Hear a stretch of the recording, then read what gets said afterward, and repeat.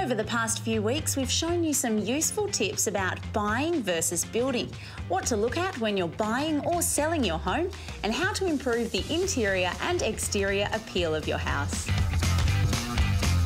But you might be in a different stage and prefer to rent a house instead.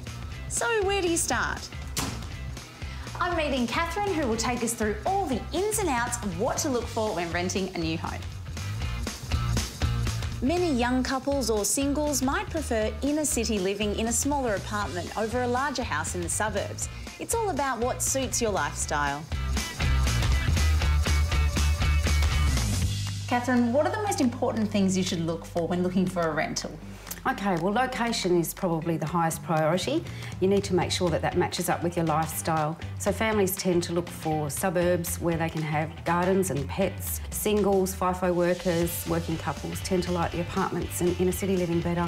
Now, we're in this beautiful one-bedroom apartment in the city. Is that lifestyle more expensive? It can be, but there's also some payoffs for that as well.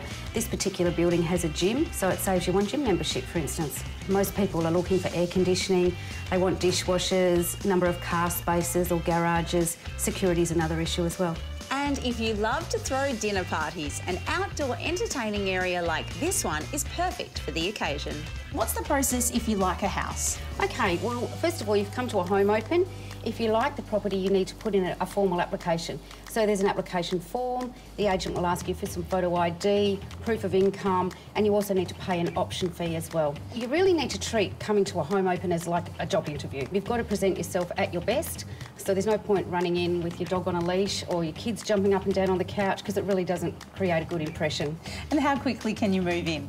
It does depend. Sometimes the property does have a tenant in there already, or the owner may be still living there, but if it is vacant, you can pretty much move in straight away. And what do you need to think about in terms of your budget? Okay, well, you do need to make sure that you can afford it with your own lifestyle. Obviously there's weekly rent that needs to be paid. There's also 4 weeks rent, which is a bond, and if you do have pets, there is another bond involved in that. So you do need to make sure you've got those funds up front.